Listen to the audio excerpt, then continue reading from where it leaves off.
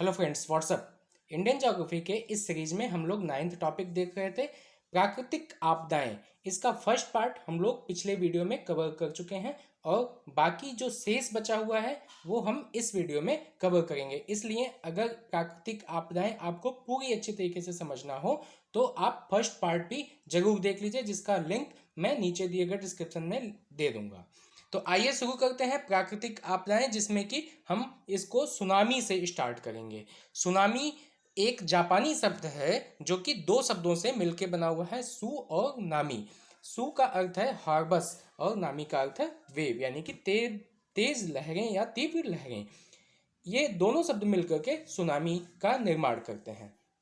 भारत की high powered committee on disaster management की report के अनुसार इसको परिभाषित किया गया, जिसमें कहा गया कि सुनामी समुद्र में भूकंप, भूस्खलन अथवा ज्वालामुखी उद्गार, इन तीनों को यानी कि भूकंप, भूस्खलन या ज्वालामुखी उद्गार जैसी घटनाओं से ही पैदा होती है। अधिकांश सुनामी हमें देखने को कहाँ पे मिलती है? वो समुद्र के अधर तल, यानी कि ये वाला जो तल आप देख पा रहे हैं मैप में, इस तरीके से यहाँ पे अधर तल यानी कि निम्न तो जो तल है समुद्र में, वहां पर भूकंपों से पैदा होती है। जैसा कि इसमें आप देख रहे हैं कि भूकंप की वजह से समुद्र की सतह में बदलाव आता है, जिससे पानी की ऊंची लहरें पैदा होती हैं। तो ये जब यहाँ पे स्टार्ट हुआ, उसके बाद देख रहे हैं कि आप ये तल जो है दो तरीके से बट गया है, एक नीचा हो गया है, एक ऊपर हो गया है। तो ये भूकंप की वजह से ऐसा हुआ, इसमें दरार पैदा हुई और उसके बाद एक तल ऊपर हो गया, एक तल नीचे है। तो इसमें दरार की वजह से यहाँ पर भूकंप की वजह से यहाँ पे सुनामी प्रारंभ होती है और इसकी तीव्र लहरें जब ये अधर तल की वजह से यहाँ पे भूकंप आने की वजह से अब ये सतह पर आती है, जहाँ पर मानवीय बस्तियां यहाँ पर निवास करती हैं, या फिर कहें कि जो तट है, तटीय क्षेत्र की ओर ये लहरें बढ़ती हैं। तो ये विशाल लहरों की जो रफ्तार बताई गई है वो 500 किलोमीटर प्रति घंटे से लेकर के 800 किलोमीटर प्रति घंटे तक बताई गई है। तो इस तरीके से सुनामी की उत्पत्ति होती है और सुनामी लहरें तबाही का मंजर हमें दिखाती हैं। सुनामी को बंदरगाह लहरें या भूकंपीय समुद्री लहरें भी कहा जाता है। भारत में सुनामी वार्निंग सेंटर का परिचालन किया गया 2005 से हैदराबाद में। ठीक है। भारतीय मौसम विज्ञान एक बनाया गया नई दिल्ली में। किस जगह पे? नई दिल्ली में। ये एग्जाम में पूछा जा चुका है कई एग्जाम में, तो इसको ध्यान रखिएगा। सुनामी वार्निंग सेंटर है हैदराबाद में और भारतीय मौसम विज्ञान वो है नई दिल्ली में। आइए तो इसके बारे में कुछ हम और भी जान लें कि 26 दिसंबर 2004 को एक हिंद महासागर में सुनामी आई थी, जिससे सबसे ज़्यादा जो प्रभावित क्षेत्र था वो था भारत का कोरोमंडल तट।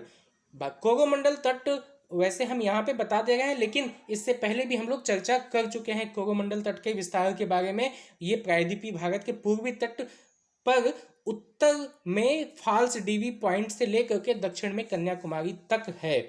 जब हम लोग भारत का भौतिक विभाजन देख रहे थे, उसमें हम लोगों ने चर्चा की थी कि कोरोमंडल तट कहाँ पर है, कोंकण तट कहाँ पर है। इसी तरीके से सारे तटों की हम लोगों ने चर्चा कर ली थी। भारतीय मौसम विज्ञान, जिसका मुख्यालय नई दिल्ली में है, उसकी स्थापना कब हुई? ये 1875 ईस्वी में हुई थी, 1875 में। ठीक है। यह पृथ्वी विज्ञान मंत्रालय के अधीन एक एजेंसी के तौर पर काम करता है। भारतीय उष्णकटिबंधीय मौसम विज्ञान संस्थान तथा मौसम विज्ञान विभाग का उपनिदेशक जो स्तर का कार्यालय है वो पुणे में स्थित है।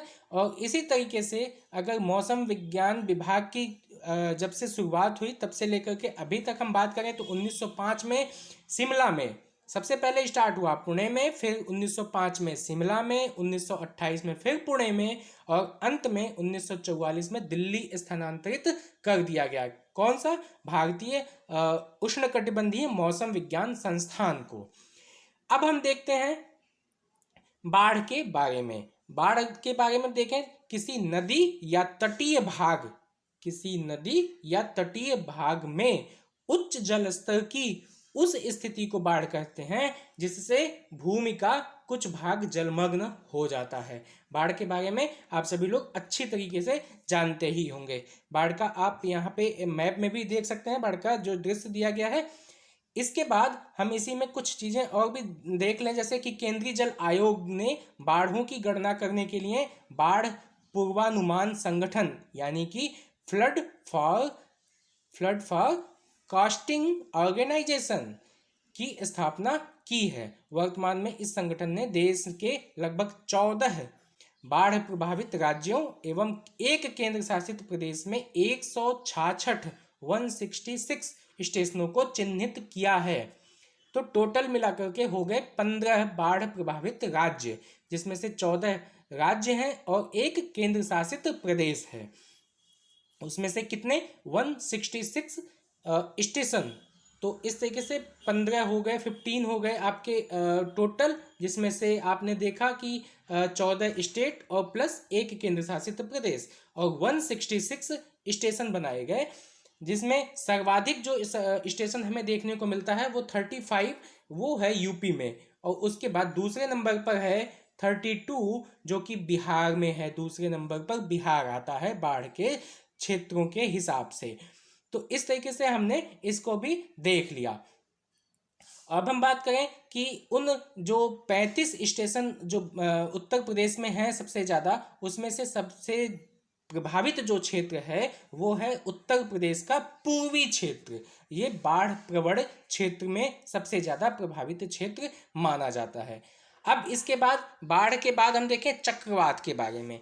चक्रवाती जो तूफान है अथवा चक्रवात वायुमंडल में हवाओं के चक्राकार वायुपिंड होते हैं, जैसा कि आप इसमें मैप में भी देख पा रहे हैं कि किस तरीके से आप इसमें चक्रवात की परिस्थिति बनी हुई है। ये है पूरी परिस्थिति।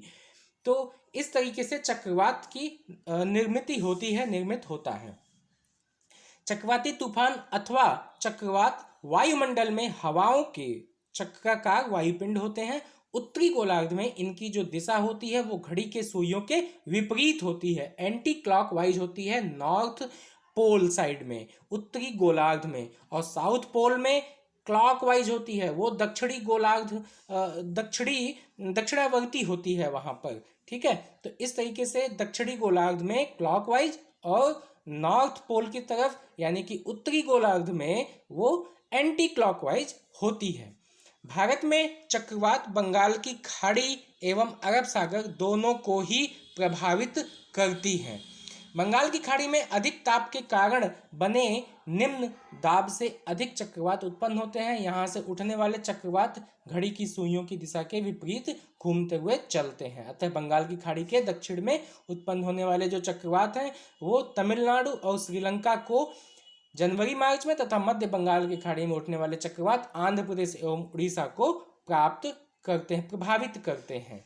तो इस तरीके से हमने चक्रवात भी देख लिया, और इसी में चक्रवात में थोड़ा बहुत कुछ और पॉइंट है उसको हम देख लेते हैं। मानसून का काल हम देखे ही थे पिछले, जब हम लोग वर्षा ऋतु पढ़ रहे थे, वर्षा शीतकालीन वर्षा जब हम लोग देख रहे थे जलवायु में ही।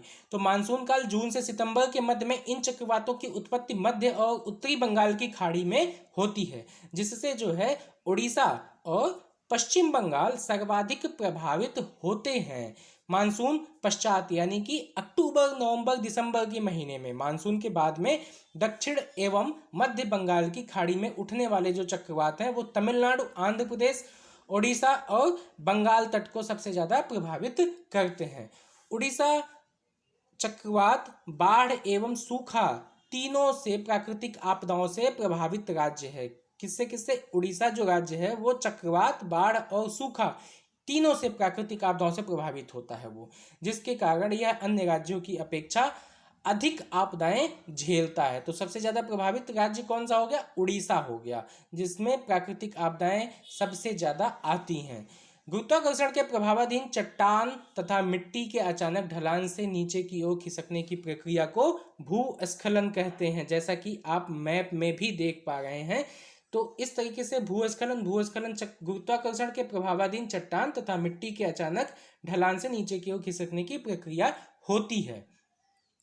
हिमालय में भूस्खलन की आवृत्ति में वृद्धि हुई। इसका प्रमुख कारण है भूकंपों की आवृत्ति में वृद्धि के साथ साथ सड़क एवं बांध बनाने जैसी मानवीय क्रियाकलापों का बढ़ना। यहाँ सड़क बांध निर्माण तथा खनिज के लिए बड़े पैमाने पर खनन कार्य किया गया है, जिनके कारण हिमालय में भूस्खलन की आवृत्ति में वृद्धि देखने को मिलती है।